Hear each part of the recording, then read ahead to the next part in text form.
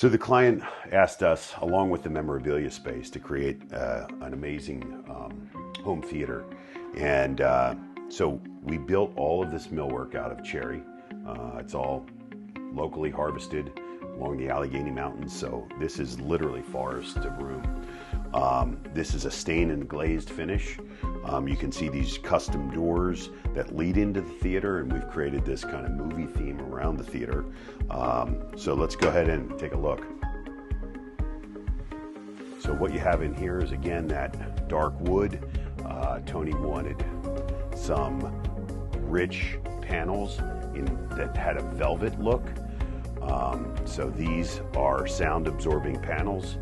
We're waiting for the final seating to come in. That's still on order, and the final bar stools. But you can see these are not only beautiful, but they're absorbing that sound. And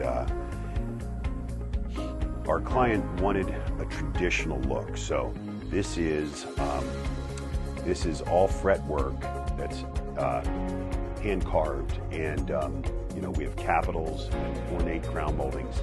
A lot of clients don't go to that extent anymore, but we find that when a client wants to really have something feel like an old world room, we get into that. We can really get creative with these moldings.